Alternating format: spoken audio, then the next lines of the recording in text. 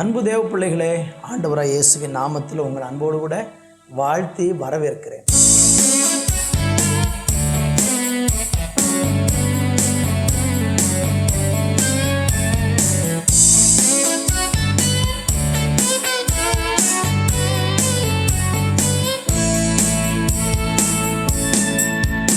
அது சீக்கிரத்தில் நீங்கிவிடும் இந்த லேசான உபத்திரவம், அது சீக்கிரத்தில் நீங்கிவிடும் இந்த லேசான உபத்திரவம். சோர்ந்து போகாதே, நீ சோர்ந்து போகாதே, சோர்ந்து போகாதே, நீ சோர்ந்து போகாதே. அது சீக்கிரத்தில் நீங்கிவிடும் இந்த லேசான உபத்திரவம், அது சீக்கிரத்தில் நீங்கிவிடும் இந்த லேசான உபத்திரவம். ஈடு இணையில்லா மகிமை இதனால் நமக்கு வந்திடுமே, ஈடு இணையில்லா மகிமை இதனால் நமக்கு வந்திடுமே. சோர்ந்து போகாதே, நீ சோர்ந்து போகாதே, சோர்ந்து போகாதே, நீ சோர்ந்து போகாதே. அது சீக்கிரத்தில் நீங்கிவிடும் இந்த லேசான உபத்திரவம், அது சீக்கிரத்தில் நீங்கிவிடும் இந்த லேசான உபத்திரவம். அன்பு தேவ பிள்ளைகளே, இந்த நாளிலேயும் கூட நம்முடைய உபத்திரவங்களுக்கு எல்லாம் ஒரு முடிவை ஆண்டவர் வச்சிருக்கிறார். இன்றைக்கி பலவிதமான கண்ணீரில் நீங்கள் கஷ்டப்படுறீங்க.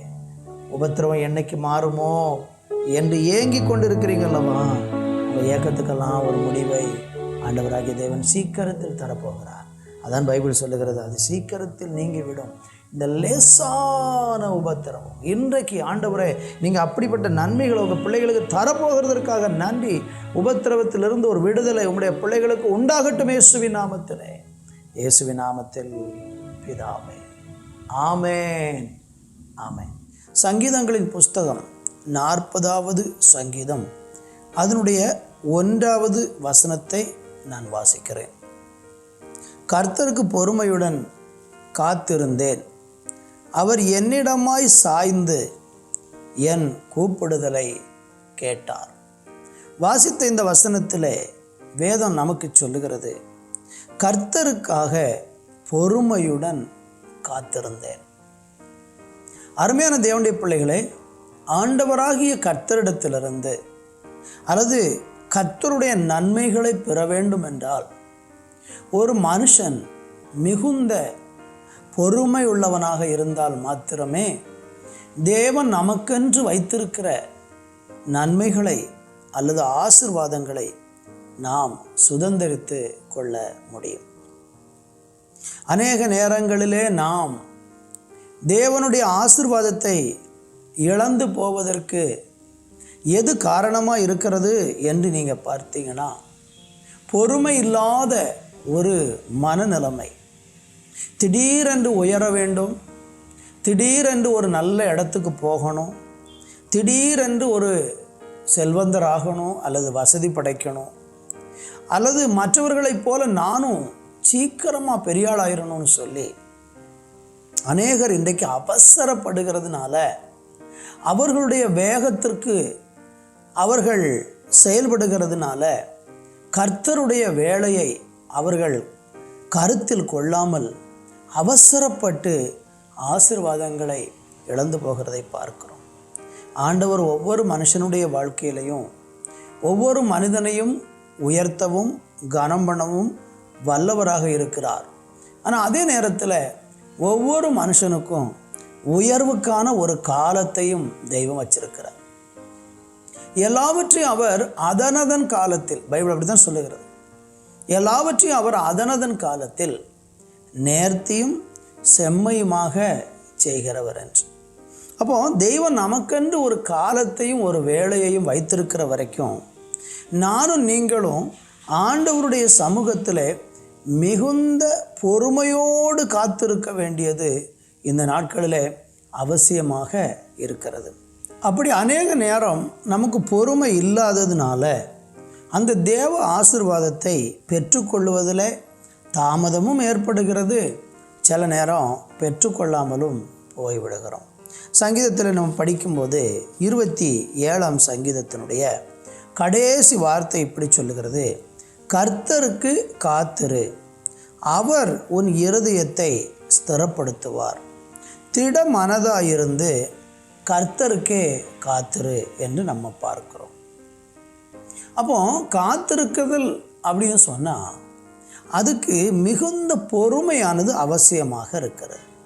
இதற்கு இடையில் நம்ம காத்திருக்க தேவன் நமக்கு பொறுமையாக அவர் நமக்கு ஏற்ற சமயத்தில் நம்ம வாழ்க்கையில் அவர் நமக்கு நன்மை செய்வார் என்கிற அந்த நன்மைகளை பெறுவதற்கு நம்ம காத்திருக்கும் போது சில நேரம் நமக்கு சோர்வு வருகிறது, அதைரியம் வருகிறது, நம்பிக்கை குறைகிறது.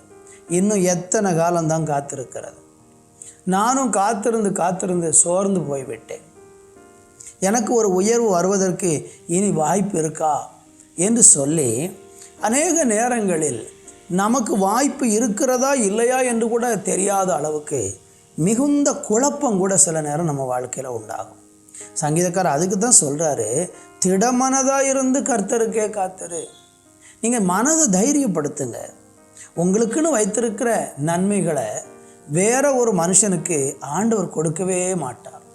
அவர் உங்களுக்காக முன்குறித்து வைத்திருக்கிறவைகள் நிச்சயமாக உங்களுக்காகவே வைக்கப்பட்டிருக்கிறதை தவிர அது இன்னொரு நபருக்கு ஒரு நாளும் செல்லாது. இன்னைக்கு பலவிதமான மனக்குழப்பத்தோடு நீங்கள் இருக்கலாம். இன்னுமா ஆண்டவரை நான் காத்திருக்கணும் என்று கேட்கலாம். பொறுமையோடு இருங்கள். நாள் வருகிறது, உங்களுக்குரியது தான். காரிய சித்தி உள்ளவன் மேலே நீங்கள் எரிச்சல் அடைய வேண்டாம்.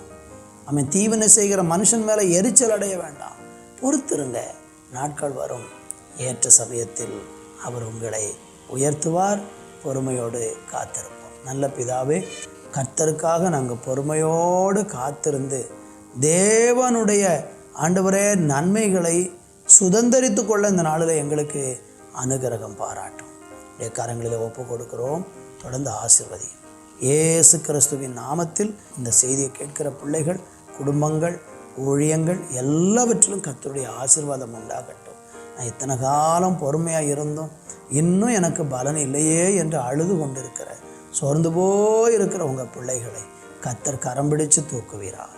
இயேசுவின் நாமத்தில் பிதாவே, ஆமென்.